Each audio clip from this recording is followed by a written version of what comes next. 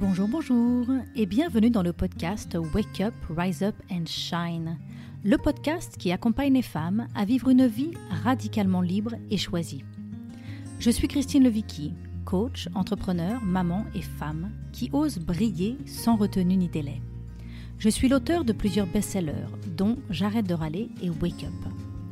Je crois profondément que nous pouvons, nous les femmes, nous construire une vie radicalement libre et choisie, bien loin des diktats, des idées reçues et des conditionnements.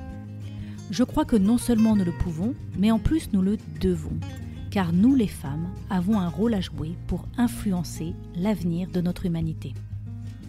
Chaque lundi, dès 6h, je vous partage une conversation avec une personne inspirante.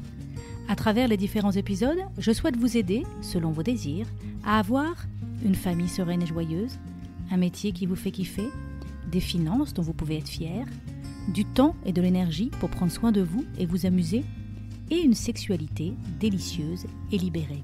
Et si vous êtes une femme ambitieuse mais essoufflée et que vous avez envie de reconnecter avec ce qui vous fait vibrer, alors je vous invite à réserver dès aujourd'hui votre place pour la prochaine session de mon programme La Voix d'Athéna. On commence le 20 novembre pour une aventure de sororité de 3 mois. Vous trouverez les informations sur mon site www.christinelevicki.com.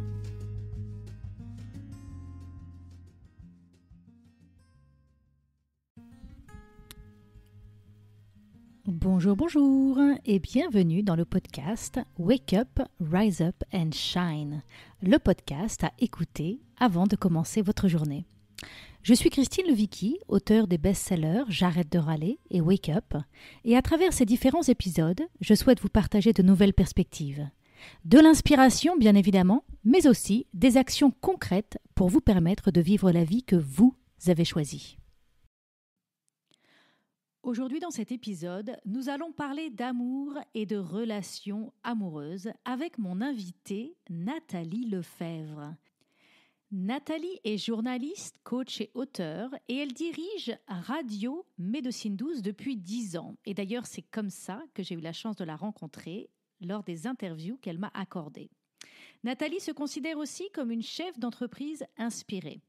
Elle anime également des formations en ligne, des conférences dont un TEDx et différents événements où elle propose des outils concrets pour avoir une vie harmonieuse avec soi-même et avec les autres. Nathalie est aussi l'auteure de 2 livres. C'est décidé, je m'épouse, choisis-toi, le monde te choisira. Et plus récemment, le livre Célibataire en couple, l'art de s'attacher sans se ligoter. Tous 2 publiés chez Larousse. Alors cet épisode est pour vous si vous êtes passionné par l'amour et toujours curieux ou curieuse d'apprendre comment vivre encore plus d'amour dans votre vie.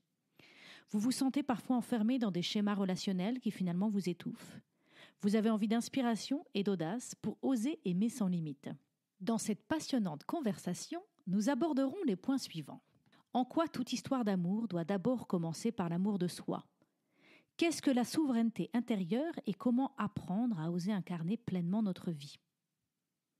En quoi s'engager en couple ne veut absolument pas dire se ranger ? De quoi l'amour a vraiment besoin dans le fond ? Et enfin, comment se rebeller contre des modèles amoureux qui ne nous conviennent pas profondément, car ils ne sont plus adaptés à nos vraies envies ? Alors bonjour Nathalie et bienvenue. Bonjour Christine, merci pour l'invitation.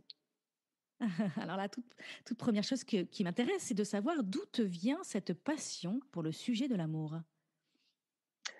C'est intéressant dans la vie comme parfois on est amené depuis tout jeune, presque de manière un peu inconsciente à poser les yeux, sur des sources d'émerveillement. Alors c'est presque un peu différent pour chacun. Chez moi, c'était vraiment la question de la relation amoureuse qui me passionnait. Donc je crois que depuis que je suis en âge, de savoir marcher et de comprendre à peu près les autres, j'étais toujours très attentive, aux couples que je pouvais croiser, aux gens qui s'aimaient et à la question de l'amour globalement. Donc ce qui est intéressant dans mon parcours de vie, c'est aussi que j'ai pas, moi, grandi avec un modèle de couple parce que j'ai grandi avec des parents qui ont tout de suite été séparés. J'étais un petit peu l'enfant qui est arrivé, l'enfant de la dernière chance et qui n'a pas réussi à faire tenir justement ses 2 parents ensemble. Alors si on devait creuser un peu l'histoire, peut-être qu'il y aurait cette notion-là, d'être arrivé justement au moment où pour mes parents, ça devenait très compliqué de pouvoir continuer à vivre un couple et une histoire d'amour. Et après, en grandissant, c'est vrai que tout de suite, ça a été une source d'intérêt, un petit peu comme on a des hobbies. Et bah, pour moi, c'était les garçons et l'amour. Alors, je me suis un petit peu pris les pieds dans le plat, il faut le dire, pendant de nombreuses années. J'avais très peu de notions et un des premiers enseignements que j'ai retiré de ça, c'est de réaliser que l'amour s'apprend. D'ailleurs, j'ai du coup, comme ça, passé en revue toutes les matières qu'on apprend à l'école, toutes les choses qu'on peut nous inculquer, et peut-être pas parfois les choses essentielles. Et la question de l'amour, elle a après pris un pli encore différent quand j'ai démarré mon métier de journaliste. Tu en parlais. Je suis directrice de Radio Médecine Douce depuis l'âge de 19 ans. J'ai pendant 10 ans rencontré beaucoup de thérapeutes, de sorciers, de chamans, de coachs, d'auteurs, de personnes en tout cas qui étaient assez unanimes pour dire si tu veux vivre une vie épanouissante, fais-toi vivre à toi-même finalement d'abord en premier lieu une histoire d'amour et apprends à reconnaître la personne qui vit en toi et qui sera sûrement peut-être la personne la plus importante de ta vie, en tout cas celle avec laquelle tu passeras le plus de temps jusqu'à la fin de tes jours toi-même.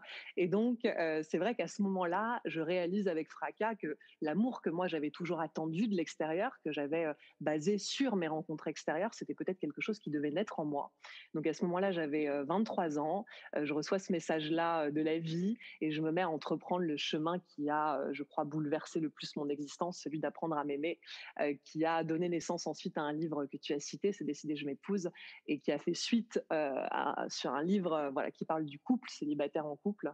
Mais je dirais que ça a démarré en tout cas comme ça, et le sujet de l'amour de soi est arrivé à un moment où j'ai compris que tout ça, ça partait finalement de moi et à l'intérieur de moi. Et tu utilises dans ton livre le terme de la souveraineté intérieure. Est-ce que tu peux nous développer un peu pourquoi ce mot si fort parce qu'on sent bien que derrière ton message, il y a vraiment cette idée de d'abord tomber amoureux de soi-même. Donc voilà, parle-nous un petit peu de cette idée de souveraineté intérieure. Je crois que cette idée, je pourrais un peu l'extrapoler à une vision spirituelle, c'est-à-dire que j'ai pas grandi dans un environnement spirituel, mais grâce à ce métier de journaliste, à peu près vers l'âge de 20 ans, je tombe sur des livres autour des expériences de mort imminente, et à ce moment-là s'ouvre dans ma vie euh, une quête spirituelle, c'est-à-dire que je réalise qu'en fait il y a des gens qui ont quitté cette vie, mais qui ne sont pas comme je l'imaginais jusqu'alors, juste morts. En fait, je me dis est-ce que finalement la mort est un passage? Est-ce que ça implique que la vie, du coup, ait un sens peut-être particulier. En tout cas, s'ouvre à ce moment-là à moi l'idée qu'on pourrait venir sur Terre pour des raisons, qu'on pourrait même s'incarner, et c'est un terme que j'ai de plus en plus utilisé. Et c'est vrai que déjà, quand on parle de ce corps dans lequel on s'incarne, en tout cas, tout dépend des visions, mais dans la mienne, c'est déjà entrer dans un royaume, c'est-à-dire que le corps qui nous sert d'enveloppe sur Terre, il y a des courants spirituels qui parlent de véhicules, mais en tout cas, pour moi, ce corps, j'aime l'imaginer comme un royaume. Et au-delà de ce corps, évidemment, qui accueille une âme, un être, un cœur qui bat, eh bien, pour moi, c'est vraiment de pouvoir reconnaître justement toute la préciosité de ce que je peux porter en moi. Parce que, quelque part, si moi, j'en prends pas conscience et que je ne le mets pas derrière au service du monde, bah, qu'est-ce que je serais venu faire si je passe mon temps à me dénigrer, à me détester, à quelque part ne mettre en lumière que le pire de moi? Ça ne donne pas beaucoup de sens à ma vie. Et en tout cas, est venue au fur et à mesure cette idée de je dois devenir souveraine, c'est-à-dire habiter réellement ce royaume, pas vouloir vivre à côté. Donc c'est vrai qu'avec ce corps aujourd'hui, dans ma pratique de coach, j'accompagne beaucoup de femmes à approfondir le regard qu'elles ont d'elles-mêmes, parce qu'on vit dans une société où évidemment justement ce corps, ce royaume, bah, souvent on le déteste, on le fuit parce qu'on est dans des visions complexées de nous-mêmes. Et j'ai envie d'aider les femmes à comprendre que non, c'est pas parce qu'on a de la cellulite, 5 kilos en trop ou des bourrelets ou des vergetures que ça doit être une raison de se détester, une raison de se faire la guerre. Pour moi, le corps, c'est une enveloppe qui nous fait tellement ressentir de choses, c'est tellement un endroit d'expérience que voilà, je ne peux que réaliser déjà. Et puis parce que j'ai un média qui parle de santé, en apportant à mon corps un regard d'amour, déjà, je lui permets de se maintenir en bonne santé. Je lui permets de faire circuler ses énergies. Et surtout, derrière, je me mets vraiment à habiter mon être et la vie que je mène. Mmh.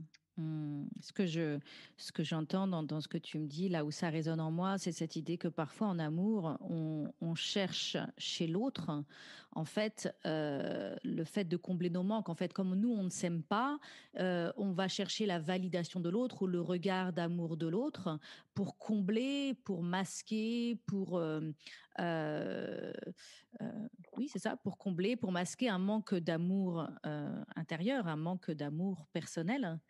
Euh, et aussi cette idée de comment est-ce que je peux aimer l'autre si je ne m'aime pas moi-même, en fait. Si je pars d'un réservoir vide et que mon réservoir d'amour personnel est vide, ben, c'est pas évident d'aimer l'autre, alors qu'en fait, on aime l'autre pour que lui remplisse notre réservoir vide.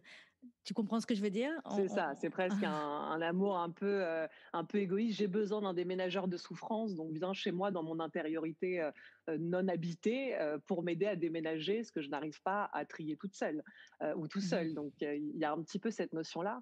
Après, pour réagir à ce que tu dis, je crois que toute notre vie durant, on apprend que les choses, elles sont à l'extérieur, qu'on parle de reconnaissance, d'amour, de joie, de succès. On a l'impression, et parce que c'est vraiment l'apprentissage qu'on reçoit, que toutes ces choses-là se trouvent à l'extérieur de nous. Pour moi, ça a été une révélation de réaliser que tout ça, finalement, je le portais à l'intérieur de moi. Mais c'est nos éducations, le fait qu'évidemment, il y a déjà quatre yeux qui nous fondent, bah, c'est nos parents, et que à travers leur regard, pendant déjà toute une partie qu'est l'enfance, on a besoin de leur validation, on a besoin de leur regard, on a besoin de se sentir rassuré, on a besoin de sentir qu'ils nous font confiance. Et donc, c'est vrai que nos débuts de vie se basent aussi dans ce besoin de reconnaissance. Et je crois d'ailleurs qu'en tant que parents, ce qui peut être juste tellement beau à offrir, c'est la capacité à nos enfants à savoir se faire confiance eux-mêmes et pas toujours avoir besoin, évidemment, d'une validation extérieure. Alors, Dieu merci, quelque part, aujourd'hui, les consciences évoluent et les parents ont envie d'essayer de mettre en tout cas un petit peu plus de conscience et de confiance dans l'éducation qu'ils vont donner à leurs enfants.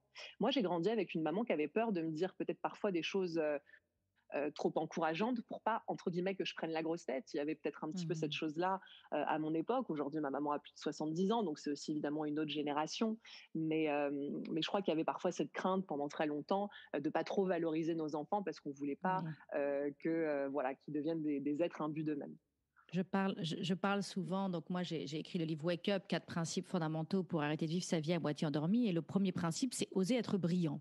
Et on me dit souvent, oui mais Christine, ça manque de modestie, faut être modeste. C'est vrai que nos parents nous apprennent d'être modestes. C'est ce dont tu parles vis-à-vis de ta maman. Faudrait pas te donner trop de compliments parce qu'il faudrait pas que tu aies la grosse tête, il faut apprendre à rester modeste. Et c'est vrai que c'est Mhm. intéressant la modestie. Ce que je réponds, c'est que c'est vrai que la modestie, c'est intéressant, savoir que je ne suis pas le centre du monde. C'est quelque chose qui est intéressant à savoir quand même. Mais en même temps, ce qui est très gênant, là où la modestie pose problème, c'est quand à force de vouloir être modeste, ben, on ne s'aime pas, on ne s'honore pas, on n'habite pas notre vie, on n'active pas nos talents, on ne rayonne pas notre lumière, parce qu'il faudrait Mhm. surtout pas avoir la grosse tête. Et donc, j'invite souvent les personnes à remplacer la modestie par l'humilité. Et donc, C'est moi, ça. la manière, ce que je mets sous l'humilité, c'est de dire, mon job, il est de rayonner ma lumière, il est de m'aimer moi-même pleinement, sans retenue, et de rayonner ma lumière, mais je ne prétends pas que ma lumière est meilleure que celle de qui que ce soit. C'est pas parce que je trouve que je suis quelqu'un de formidable que je prétends que je suis quelqu'un de mieux que toi. C'est ça Bien sûr. l'humilité. Voilà. Donc, Et je trouve puis, ça.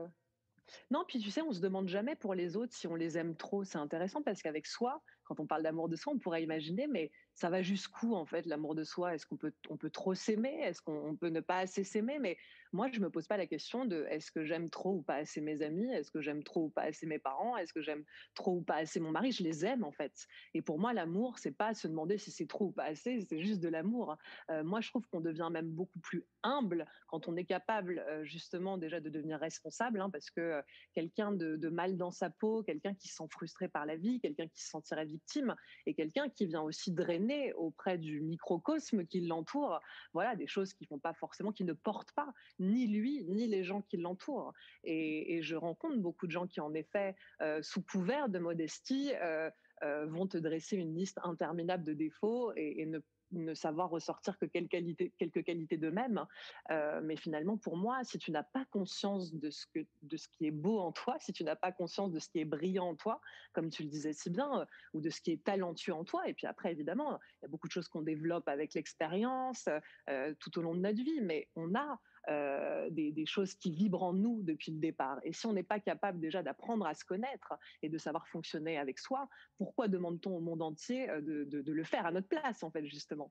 Et tu sais, Mmh. il y a vraiment cette phrase qu'on entend beaucoup de se dire moi, je me prends pas au sérieux. Mais moi, je dis aux gens, mais prenez-vous à minima au sérieux, parce que si vous voulez dans votre vie qu'un associé vous prenne au sérieux, un banquier vous prenne au sérieux pour acheter une maison, un partenaire, voilà, il faut se prendre au sérieux à minima dans la vie si on veut réaliser des choses. Et on entend ce que veut dire ne pas se prendre au sérieux. On parle de savoir peut-être avoir une autodérision, de savoir rire de soi. Mais moi, je crois qu'on sait rire de soi aussi quand on sait savoir se valoriser. Et en fait, tout ça, c'est des subtilités qui doivent vivre ensemble. Et il n'y a pas ni l'un ni l'autre. Mais à force on ne va pas se prendre au sérieux dans la vie, bah, finalement, on n'œuvre pas pour ce pourquoi on est sur Terre, je Mmh. trouve. Mmh.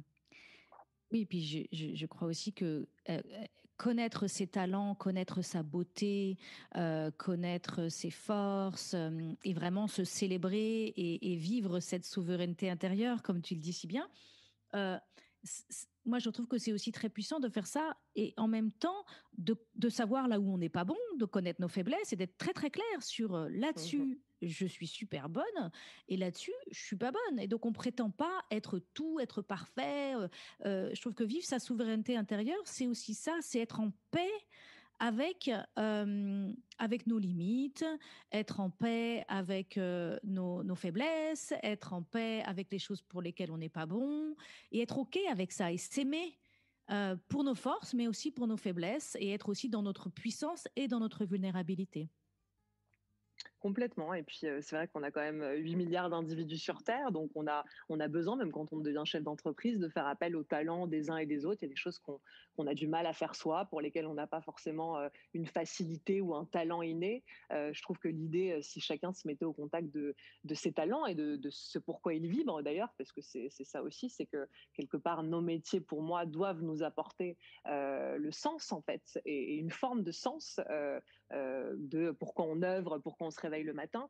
Et justement, ce serait beaucoup plus intéressant dans l'humanité d'imaginer qu'on est une équipe et que voilà, avec tous les talents respectifs, on peut en effet s'entraider, s'enrichir, et c'est ça qui est intéressant. Et bien sûr, moi, il y a mille et une choses que je ne sais pas faire. Et d'ailleurs, j'écris dans mon livre que dès l'école, pour moi, j'avais vraiment toutes les matières scientifiques. C'était pas mon truc. C'est pas mon truc, la science. C'est pas mon esprit en fait. Et bien sûr que si je travaillais très dur, je pourrais quelque part mieux comprendre aujourd'hui mes devoirs de physique, mais c'est jamais un truc qui m'a intéressé. Par contre, les cours de français, j'étais là au premier rang, à lever la main, à dévorer tous les livres. Et moi, je trouve que si aujourd'hui le système scolaire aidait d'ailleurs les enfants à ne pas leur dire ah bah aujourd'hui comme tu as des mauvaises notes ici, bah tu vas. Moi, on a presque refusé de me faire passer en classe littéraire alors que je transpirais ça tout simplement parce que j'avais 3 de moyenne en physique, en maths, mais parce que juste en maths et en physique, j'étais là en touriste et que ça n'avait aucun intérêt pour moi. Mais c'est vrai que très rapidement dans la vie, si on suivait nos élans naturels, alors bien sûr qu'il y a des savoirs à développer à minima, il faut quand même qu'on sache compter, hein, c'est une base, mais voilà, après c'est vrai que les mathématiques au lycée, je n'ai pas l'impression dans ma vie aujourd'hui d'en avoir nécessairement besoin. Et je pense que si on accompagnait peut-être les enfants à aller vers leurs élans naturels, et d'ailleurs, moi j'ai des amis qui ont fait des filières de métiers plus manuels, et je sais que le regard qu'on portait, alors j'espère que ça change, mais qu'on portait à l'époque, c'était plutôt un regard un petit peu, voilà, on dénigrait un petit peu ces filières, et on voyait que dans les filières voilà, classiques, un petit peu la voie royale. Et ça aussi, c'est un problème en soi, parce que si au contraire, on disait aux gens, mais si ton truc, c'est de toucher, enfin, j'en sais rien, c'est de toucher les matières, la peinture, le béton, voilà, je pense qu'on pourrait peut-être davantage faire des gens qui vont être au contact de ce pourquoi ils sont faits. La cuisine, aujourd'hui, grâce à beaucoup d'émissions de télé, beaucoup de choses, je pense que les gens, on sent qu'il y a un mouvement qui se fait, il y a beaucoup de reconversions professionnelles de personnes qui étaient cadres sup et qui finissent pâtissiers parce que c'était en fait finalement vraiment leur truc au départ. Mais comme tu dis, c'est-à-dire qu'on va s'enrichir en se mettant vraiment au contact de tous nos talents respectifs et des endroits où on kiffe en fait. Et ça va être très positif pour l'humanité tout entière. Mmh, mmh. Donc l'importance en amour de commencer par habiter et incarner sa souveraineté intérieure. Donc ça, c'est le début. Enfin, c'est par là que c'est par là que l'amour doit commencer à grandir. C'est d'abord en soi, connaître ses talents, connaître ses forces, faire aussi la paix avec son corps. On en a parlé un petit peu et se Mhm. réaliser à quel point parfois on s'empêche d'incarner notre vie parce qu'on juge ce véhicule et notre cellulite et notre taille et la forme de notre nez ou notre couleur ou notre âge ou des choses comme ça. Exactement. Euh, alors, j'ai un petit peu envie de parler ton titre, le titre de ton deuxième livre, donc célibataire en couple. Je suis en train de rechercher la deuxième phase, l'art de s'engager sans se ligoter, c'est ça? De s'attacher sans se ligoter, ouais. L'art de s'attacher sans se ligoter. D'accord. Alors j'aime beaucoup ce titre. Donc qu'est-ce que tu cherches à nous dire derrière ce titre? Qu'est-ce que tu cherches à nous expliquer sur le couple? Moi, j'ai beaucoup grandi, tu sais, Christine, avec ces idées où on me racontait que c'était bien que je profite maintenant parce qu'après, entre guillemets, un jour, il faudrait que je me range, donc ce serait bien de profiter avant de me ranger, en fait. On a souvent, pour moi, enfin, dans les discours que j'ai entendus, j'ai souvent entendu qu'on opposait finalement la liberté avec l'engagement, le fait de profiter avec le fait de se ranger, et j'ai pas trop aimé, moi, ces cases-là dans lesquelles on tentait d'essayer de me Moi mettre. non plus. Moi non plus. Voilà, bah, c'est finalement ça laisse place à un avenir qui est pas très réjouissant. Et puis personnellement, je suis quelqu'un de très, très indépendante, depuis toujours. D'ailleurs, j'ai commencé à vivre toute seule, dès l'âge de 20 ans, dès que j'ai pu prendre mes clics et mes claques et voilà et vivre ma vie et avoir de l'argent pour vivre et ça c'est aussi pour ça que j'ai travaillé très jeune, c'est que c'était très important pour moi et il était hors de question au fur et à mesure de ce parcours personnel, quelque part de me perdre, dans la relation avec l'autre, c'est-à-dire de et comme on peut rencontrer beaucoup de gens qui ne savent plus qui ils sont en dehors de l'autre et dans la sphère du couple, j'ai eu peur de cet endroit où parfois j'avais l'impression que c'était comme une machine à laver dans lequel on finissait par être de la même couleur. Voilà, peut-être cette image que j'avais de beaucoup de couples qui se mettent même à se ressembler physiquement. Alors après, moi, j'évoque dans mon livre que avec les années, dans un couple, on finit par avoir la même flore intestinale, ce qui est normal d'ailleurs, parce que au-delà de manger les mêmes choses, les échanges salivaires et voilà, et de bactéries finissent voilà, par nous créer le même microbiote, et je trouvais ça intéressant. Mais je n'ai jamais voulu, moi, perdre ma propre vie, et puis surtout les joies de ce que j'aime faire seule. Voilà, et quand on parle du célibat, moi, je trouve que c'est un moment merveilleux. On a du temps pour soi, où en général, bah, on vit seul, on dispose exactement de notre temps comme on le souhaite, on est motivé pour faire plein de choses pour nous. Et il peut y avoir dans ce couple cet endroit où on se laisse un peu happer et on se fond en l'autre, presque d'ailleurs comme une planque, hein. Moi, je crois que parfois, les gens se planquent à travers le couple et derrière l'autre. Donc j'ai, voilà, dans ma vision, eu envie, moi, de continuer à maintenir cette vie d'indépendance, de liberté, et puis de responsabilité de mon bonheur, puisque pour moi, les choses sont très claires, c'est-à-dire que la personne qui partage ma vie n'est pas responsable de mon bonheur et je ne suis pas responsable du sien. Et mon Dieu, ce que ça vient soulager les épaules, parce que d'être responsable du bonheur de Oui. quelqu'un, c'est quand même, il faut comprendre ce que ça représente. C'est-à-dire dès que vous n'êtes plus là, dès que voilà, l'autre n'a plus de bonheur, l'autre n'a plus de joie, l'autre n'a plus d'enthousiasme de vivre. Enfin, Et, c'est quand et, même compliqué. Et aussi, ça veut dire que dès que l'autre est agacé, on se dit que c'est de notre faute. Dès qu'il n'est Ouais, pas content, complètement. pas heureux, on se dit là là, mon Dieu, je dois pas être à la hauteur, je dois pas être assez bien. C'est aussi ça aussi que ça vient nous chercher. C'est vrai que moi, je suis mariée depuis 20 ans et c'est ce que je dis tout le temps. Je dis, ça n'est pas mon job de rendre mon mari heureux. Par contre, donc, et ça n'est pas le job de mon mari de me rendre heureux. Par contre, mon job, c'est de me rendre heureux et c'est quand même assez agréable si mon mari me soutient et s'il m'encourage et s'il me donne de l'espace, si dans notre relation, il y a de la place pour ça, en fait, c'est ça. Et c'est un peu ce que tu nous dis là, c'est de garder en fait cet espace du célibat dans la relation, Mhm. en fait. Bah, et puis, parfois, l'important n'est pas d'aimer, mais de donner quelque chose à aimer. Et je trouve que quand on ne fait pas vivre justement en soi une relation exaltante, je me demande ce qu'on ramène dans le couple. Parce que moi, là, j'ai vraiment fait le distinguo de me dire, il y a moi, il y a l'autre et puis il y a le couple au milieu. Et c'est vraiment 3 entités. Si moi, dans ma vie, tout est résistance, tout est difficulté, tout est dramatique, tout est compliqué, qu'est-ce que je ramène au sein du couple? Je ne vais pas ramener quelque chose d'autre que ce que je fais vivre en moi. Et donc c'est à se On amène de la demander. gentillesse, on amène de la gentillesse, on amène des attentions, mais à un moment donné, c'est vrai que ça manque un peu de vivacité, de renouveau.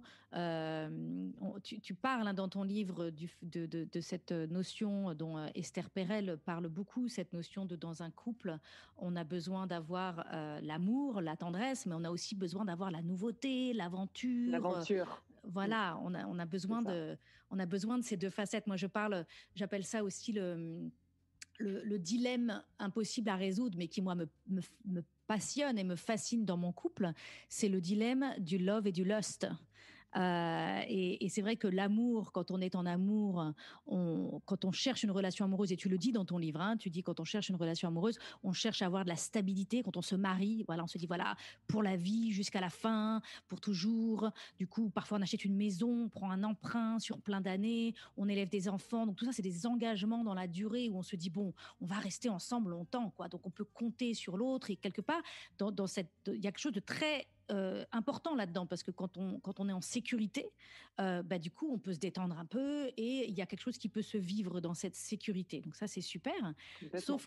Sauf que de l'autre côté, comme on le dit tout de suite, bah, ça suffit pas en fait. Il faut qu'il y ait encore de la nouveauté, de l'aventure, des choses, des imprévus, et que finalement, quelque part, que rien ne soit acquis. Donc d'un côté, on a de la sécurité et de l'autre côté, pour que on pourrait appeler ça la passion. Moi, j'appelle ça le love lust. Alors, c'est le Ouais. lust, il se traduit dans la chambre avec la sexualité, mais au-delà de ça, c'est cette espèce d'électricité dans la relation, en fait.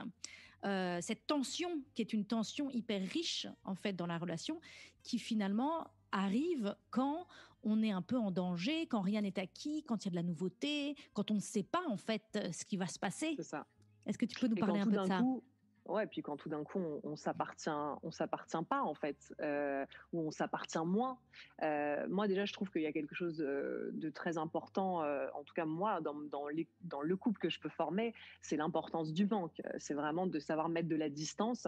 Je sais que j'ai choisi un compagnon avec lequel, voilà, qui a un métier où il se déplace beaucoup, il voyage beaucoup. Alors peut-être moins en ce moment, mais tous les deux on est très mouvants. Donc moi déjà ça m'aide à justement toujours avoir cette espèce de manque qui revient. Parce que si on a tous les jours, tous les matins, et c'est très agréable, et moi je suis la première à dire que toutes ces habitudes de vie où on se réveille aux côtés de l'autre et qu'on se sent bien, c'est des choses très très importantes, mais ça doit cohabiter aussi avec de l'aventure, avec du renouveau.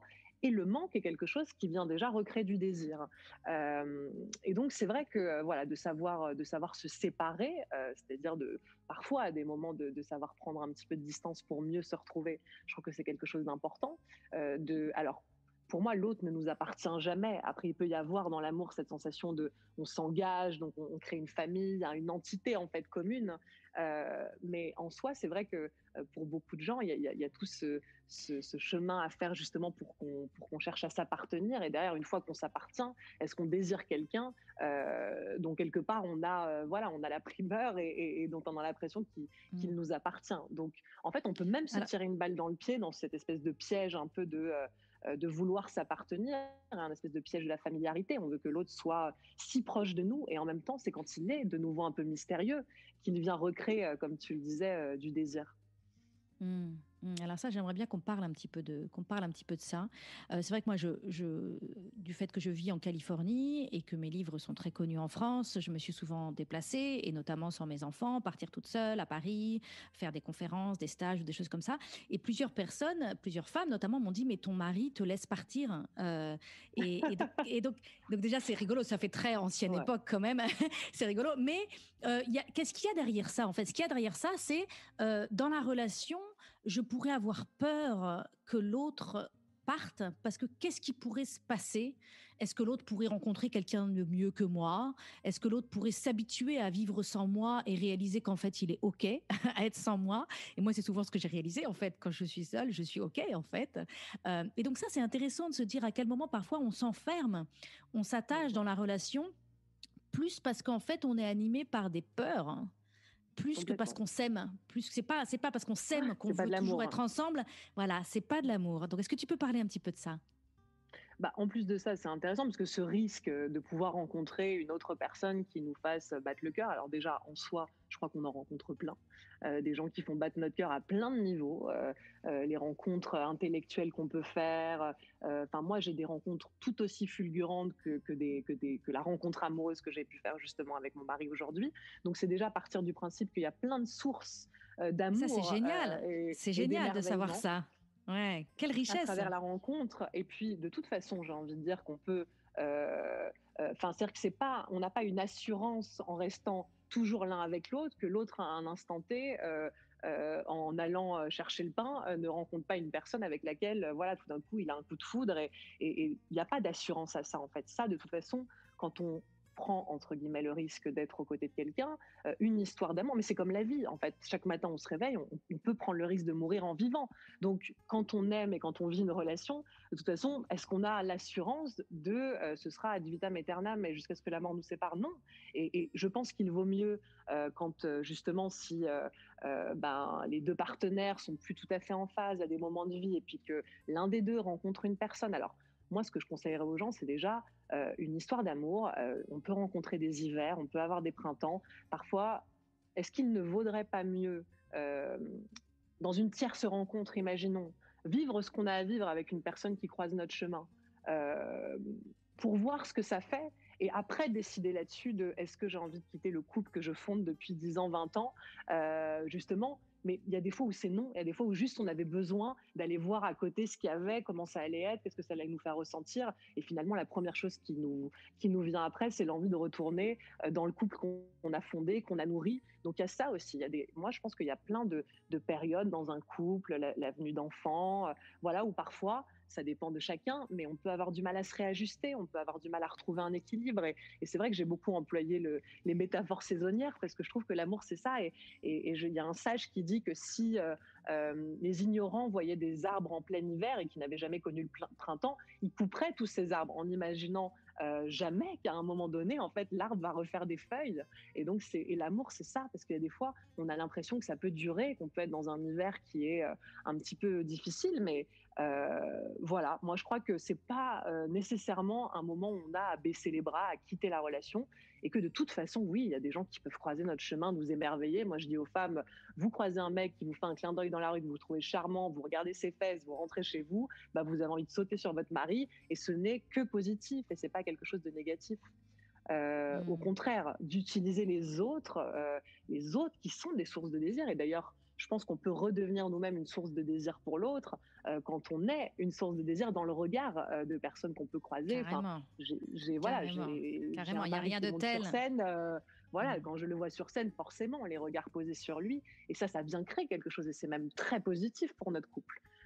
Donc Hmm. là où les gens ont peur de quelque chose qui finalement, au contraire, vient recréer et retisser ce qu'on cherche tant à sauvegarder, qui est le désir, mais laisser de l'espace. Voilà, et c'est Esther Perel qui dit le feu, il a besoin d'air pour brûler, en fait. Et nous, l'amour, on compacte toutes nos branches, en fait, au lieu de laisser de l'air. Donc, je crois Voilà. vraiment en l'importance de l'air, ouais. Voilà.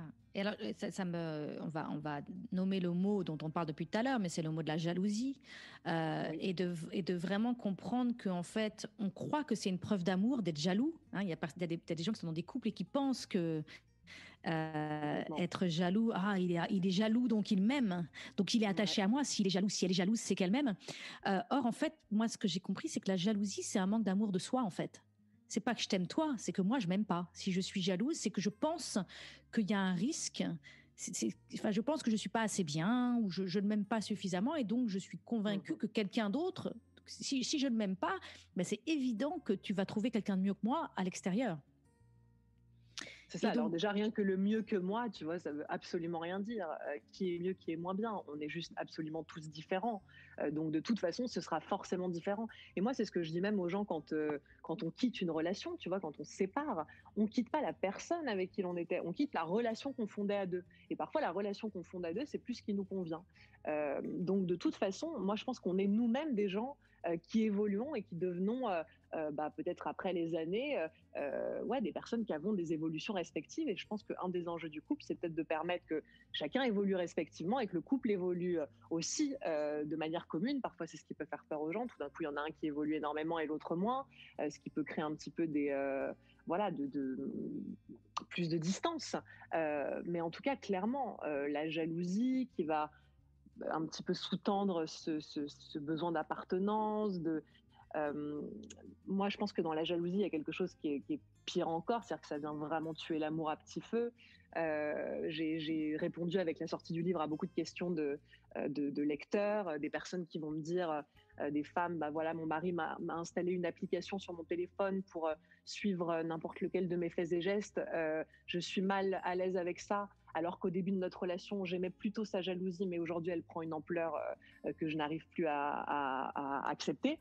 Elle me demandait si c'était normal. Je lui ai dit, il est tout à fait normal de refuser catégoriquement que quelqu'un vienne comme ça entrer dans notre intimité. C'est-à-dire que c'est pas parce que c'est la personne qui partage notre vie et qui se réveille à nos côtés le matin qu'elle a le droit de mettre dans notre téléphone, qui est quand même un endroit d'intimité, un pisteur pour voir où l'on est, pour lire nos mails, voilà. Et il y a là-dedans quelque chose qui est pour moi mais l'antithèse de l'amour. C'est tout sauf de l'amour. Et l'autre, de toute façon, a le droit absolu d'avoir des choses qui lui appartiennent. Et j'ai parlé dans le livre, pour moi, de l'importance considérable du jardin secret. Et comme on parlait tout à l'heure de maintenir le mystère aussi, à des moments, bien sûr qu'on a besoin de se connaître, on a besoin de se dire à l'autre avec beaucoup de sincérité, et on a besoin aussi de faire la part des choses avec ça et de comprendre que toutes les vérités ne sont peut-être pas bonnes à dire dans le couple, peut-être qu'il y a des choses dont on a envie que ça nous appartienne.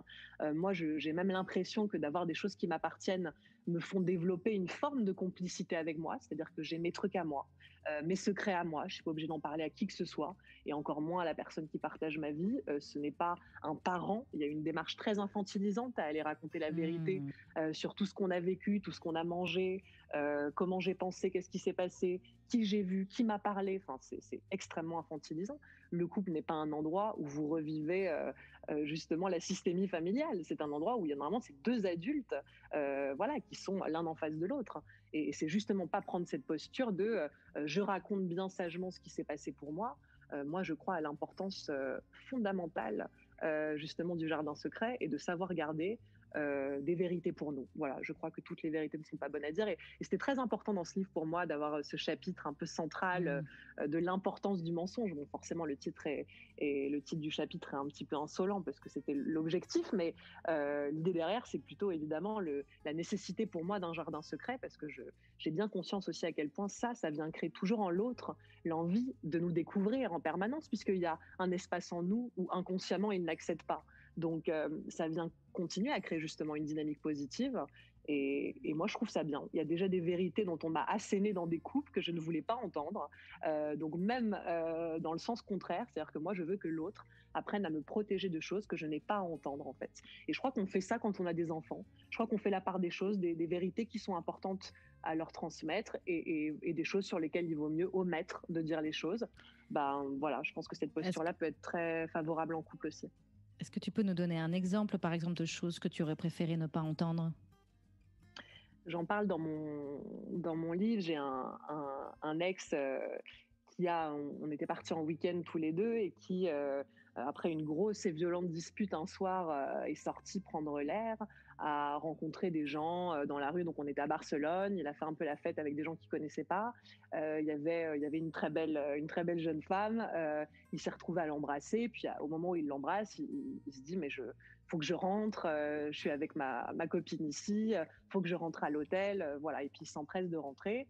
Euh, Moi, je le vois à 6 heures du mat, habillé, donc je me dis, bon, je sais pas, c'est étrange, mais après, justement, moi, je suis ni quelqu'un de jalouse et ni quelqu'un qui a besoin forcément de tout savoir. Bon, en tout cas, le fait est que dans les heures qu'on suivit, il m'a expliqué ce qui s'était passé, et je lui ai dit très calmement que ça pouvait arriver, que c'était pas du tout grave d'avoir embrassé quelqu'un d'autre. Enfin, bon, moi, c'est pas le genre de choses qui me choque.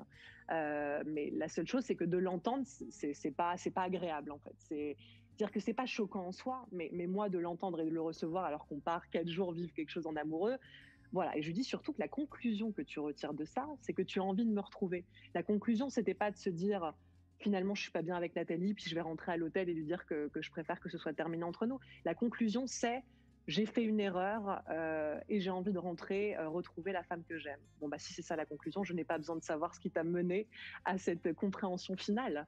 Et voilà, et je trouve que c'est un bon exemple parce que c'est un exemple qui m'arrive à moi. Donc c'est vrai que parfois on peut me dire, bah oui, tu tiens ces discours, mais juste que si toi on te faisait ça voilà, en échange, mais moi il n'y a pas de problème, je préfère que l'autre, voilà, en tout cas me protège de vérités qui pourraient bah, évidemment me toucher.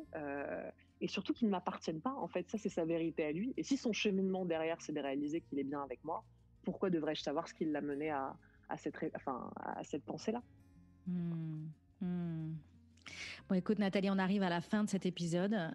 C'est vraiment passionnant d'échanger avec toi. Et Ouais. vraiment, donc je suis en train de lire ton livre actuellement et je trouve ça vraiment intéressant comment quelque part il y a un côté un peu provoquant, pousser un peu les limites. Et tu dis d'ailleurs dans le livre, hein, tu nous invites à nous rebeller contre des modèles amoureux qui finalement ne nous conviennent pas profondément parce qu'ils ne sont pas vraiment adaptés à nos vraies envies. Et donc je pense pour moi c'est vraiment ça l'intention de ce livre et le message de ce livre. Donc j'invite vraiment les auditeurs donc à se procurer ce livre de Nathalie. Et est-ce qu'il y a si je peux me permettre, c'est vrai que j'ai fait aussi un petit point historique de l'histoire du couple, parce que tu sais, pareil, moi j'ai grandi, on m'a beaucoup dit, de toute façon, vous, la jeune génération, vous ne saurez pas faire tenir des mariages comme nous pendant 40, 60 ans ou 70 ans. Sauf qu'en fait, quand j'ai analysé les choses, c'est-à-dire que on sait que les droits des femmes, c'est quand même extrêmement récent, et qu'aujourd'hui, le vrai couple qui se base sur deux indépendances, mais moi quand je parle d'indépendance, c'est tout autant financière que de vie. Pendant très longtemps, les femmes n'avaient pas l'occasion non plus de vivre avec une indépendance financière, et puis surtout d'être des femmes libres, parce que pendant longtemps, moi qui me passionne de lire, en ce moment je viens de finir l'autobiographie de George Sand, être une femme libre à des époques, c'était quand même aussi pâtir d'une société qui n'était pas prête en fait pour ces femmes-là. Oui. Et à cette injonction que je recevais de nous dire que soi-disant nous on savait plus s'engager, moi j'ai juste remis les choses à plat, j'ai dit ok, la génération de ma grand-mère, donc ma grand-mère est décédée aujourd'hui, elle est passée de l'autorité de son père à l'autorité de son mari. Ma mère qui a plus de 70 ans aujourd'hui, c'est la première génération de femmes qui a accès à tous les droits qu'on a aujourd'hui, mais qui venait d'une génération de femmes où justement il y avait encore une autorité patriarcale extrêmement présente. Et donc si ce basculement s'est fait mais si proche de nous en fait, c'était hier. C'est normal qu'aujourd'hui, moi je vois que c'est deux générations de femmes au-dessus de moi, il est normal que pour ma génération aussi, on puisse rencontrer des difficultés à se dire mais comment on fait? Parce qu'aujourd'hui, une femme est libre, une femme peut gagner sa vie, une femme peut survivre sans un homme peut créer un foyer, peut survivre sans une femme. Et donc aujourd'hui, c'est se demander mais en fait, à quoi sert le couple? Et si on forme un couple, c'est justement pour essayer de se poser les bonnes questions de ce qu'on a envie de former. On ne forme plus du tout un couple pour les mêmes raisons qu'on le faisait à l'époque. Et donc, tout est à inventer. Et donc, c'est formidable parce que tout est possible. Oui, complètement. Super. Alors, Nathalie, où est-ce que les auditeurs peuvent te retrouver pour continuer à te suivre ? Alors, énormément sur Instagram. Je suis très présente sur ce réseau social-là. J'ai une page Facebook, mais on va dire que quotidiennement, vous me retrouvez sur Instagram. Vous avez mon site internet qui est cdécidéjem'épouse.com, donc qui est le titre de mon premier ouvrage. Et puis vous pouvez retrouver, alors si les gens se posent la question, mes livres, normalement, absolument partout, en commande, voilà, que ce soit dans vos librairies, évidemment, parce qu'on a peut-être envie en ce moment de soutenir les libraires, mais sinon un peu partout, évidemment sur Amazon, la Fnac, etc. Super, très bien. Merci beaucoup Nathalie pour cette conversation passionnante. On aurait pu se parler pendant des heures, mais il faut arrêter là. Avec grand plaisir. Merci beaucoup pour l'invitation. À très bientôt, au revoir. À très bientôt. Si vous avez aimé ce podcast, abonnez-vous pour que je puisse continuer à vous apporter des ressources pour vous aider à vivre pleinement la vie que vous avez choisie. Si vous écoutez sur Apple Podcast, laissez-moi 5 étoiles. C'est vraiment le meilleur moyen de m'encourager et de me soutenir. Et si vous avez envie d'aller plus loin, j'ai créé pour vous un programme vidéo gratuit sur 5 jours pour vous aider à ne plus vivre votre vie à moitié endormie. Vous pourrez le trouver sur mon site internet www.christinelevicky.com. À bientôt pour un autre épisode à écouter avant de commencer votre journée.